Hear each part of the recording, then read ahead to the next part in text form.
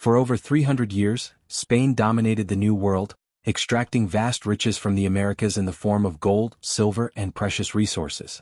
But where there's treasure, there are always those who want to steal it. Enter the pirates of the Caribbean, a notorious breed of outlaws, privateers, and adventurers who terrorized the Spanish Empire's trade routes, plundering treasure-laden ships and raiding coastal settlements. But how much of what we know about pirates is fact, and how much is Hollywood fiction? And how did the Spanish Empire fight back against the lawlessness of the high seas? In this video, we'll dive deep into the real battle between the Spanish Empire and the pirates of the Caribbean. 1. The Spanish Empire's wealth and the temptation of pirates. From the late 15th century, Spain established one of the most powerful empires in history, fueled by its vast colonies in the Americas. The Spanish had discovered immense wealth, particularly in gold and silver mines in places like Mexico and Peru. To transport this wealth back to Spain, the Spanish developed a highly organized treasure fleet system known as the Flota de Indias, the Indies Fleet. These massive convoys of galleons carried fortunes across the Atlantic, sailing from ports like Havana, Veracruz, and Cartagena back to Seville. But there was one big problem. This wealth attracted pirates, privateers, and rival European navies, all eager to take a share of Spain's treasure. 2. Who were the pirates of the Caribbean?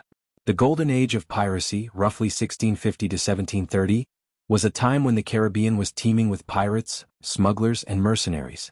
However, there were different types of maritime raiders, each with their own motives. Buccaneers. These were mostly French and English raiders who originally hunted on the islands of Hispaniola and Tortuga before turning to piracy. Privateers. These were pirates sponsored by European governments like England, France, and the Netherlands to attack Spanish ships.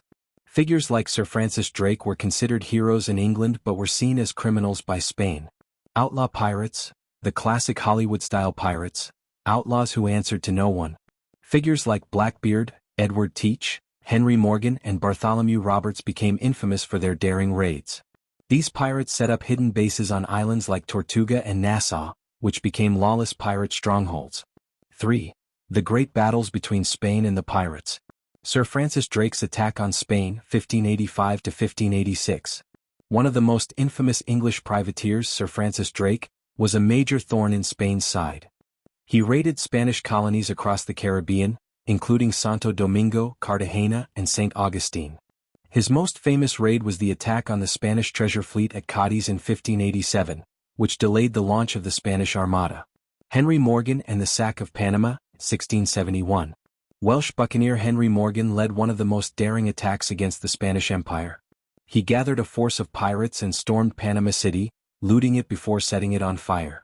Despite this brutal attack, Morgan was later knighted by England and even became the governor of Jamaica. The War of Jenkins' Ear, 1739 to 1748. This bizarrely named war was one of the last major conflicts between Spanish forces and English privateers in the Caribbean. British pirates, backed by the Royal Navy, launched massive attacks on Spanish ports.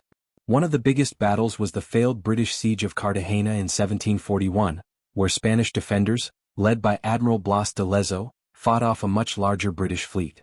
4. Spain's counterattack, fighting back against the pirates.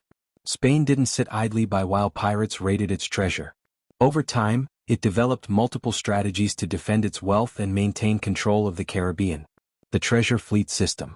To protect its treasure ships, Spain organized its fleet into large convoys, escorted by warships. This reduced the chances of pirates picking off individual ships. Fortified cities. Spain built massive forts across the Caribbean including Castillo de San Marcos, St. Augustine, Florida. Castillo San Felipe de Barajas, Cartagena, Colombia. Morro Castle, Havana, Cuba. These fortifications made it much harder for pirates to sack Spanish settlements. The Spanish Navy and pirate hunters.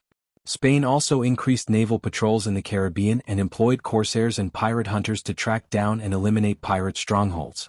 By the early 18th century, the Spanish and British navies had largely wiped out the major pirate fleets. 5. The end of the pirates of the Caribbean. By the early 1700s, piracy in the Caribbean had begun to decline for several reasons. Increased naval presence. European powers, including Spain, deployed more warships, making piracy riskier. The Treaty of Utrecht, 1713. This peace treaty reduced conflicts between European nations, cutting down on privateering. Hunting and execution of pirates. Governments actively hunted down and executed notorious pirates, including Blackbeard, who was killed in battle in 1718. By 1730, the Golden Age of Piracy was effectively over. 6. Legacy, the myths and truths of pirates versus Spain. The Hollywood version of Caribbean piracy, as seen in movies like Pirates of the Caribbean, often exaggerates reality. Most pirates didn't bury treasure, rarely had pet parrots, and didn't sail on ghost ships. However, the real history of pirates battling the Spanish Empire is just as exciting. The Caribbean was a battleground where treasure fleets, privateers, and outlaws clashed in a deadly struggle for control over the riches of the New World. Today, the fortresses and shipwrecks left behind tell the story of this epic battle. And while Spain may have eventually crushed piracy, the legend of the pirates of the Caribbean versus the Spanish Empire still lives on. Which pirate do you think was the most dangerous to Spain? Let us know in the comments. And don't forget to like and subscribe for more historical deep dives.